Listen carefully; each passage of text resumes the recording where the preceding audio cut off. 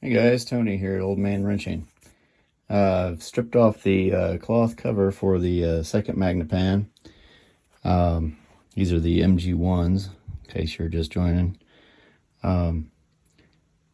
This is the one that I've completed restoring. I'm still working on a base kind of a situation for that, but stay tuned for that. And then this is the guy I'm working on. And what I wanted to show is how crispy these speakers are. I don't know what kind of conditions they were stored under. Just sort of flip it upside down, rotate it this way and then rotate it that way again. If you hear a bunch of what sounds like sand inside of there, and this might be a good tip if you're buying speakers as well. Most likely, that sandy sound you're hearing is probably wires. I said, I don't know what causes this condition, but I mean, this copper is just literally falling into bits. So if you think you're going to buy these on the cheap and then, come in here and do some fiddling with the wires to make it work, maybe you're thinking it's just delaminated this way. But if you hear some rattling around in there, this copper is gone. And I mean, just literally gone. It's just turning into powder. And you can hear how crispy this is. Even if I was to somehow repair the broken parts in it, I believe that as soon as you started playing this, you're going to start getting delamination. You can just see right here. I mean, this is taking no effort at all. That one's a little solid. But wherever there's this white, look at that. It just falls apart. I mean, it's just powder. So whatever I think adhesive glue was put on this, it has degraded the coating on the wires, and once that happens, it's susceptible to moisture and whatever else that's going to get in here and just attack the copper, and it's just going to corrode away. And that's kind of what I'm seeing. Look at that. It just falls apart. So there's no way to fix that. And don't delude yourself. You're just going to have to strip it back and start over, or send them to Magnepan and let them strip it off and do it over.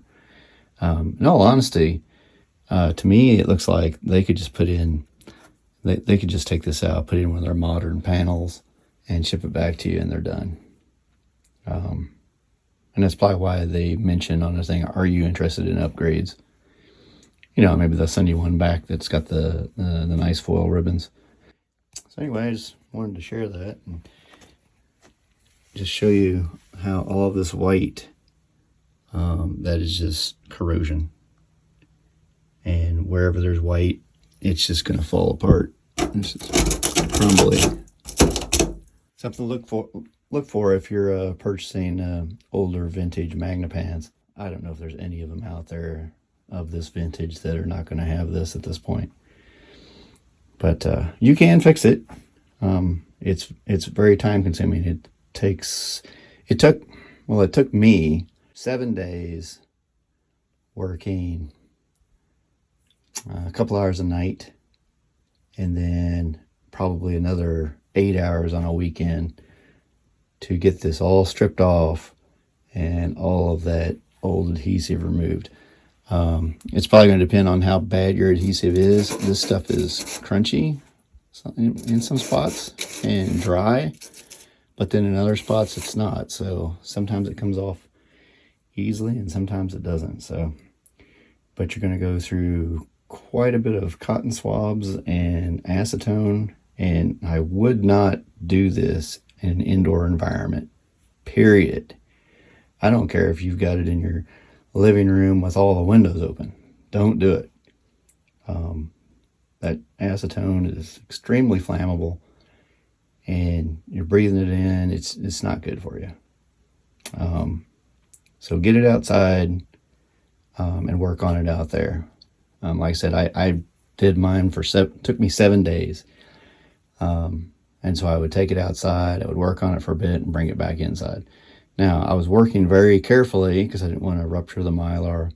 I didn't want to break holes in it by yanking the ones that were secured.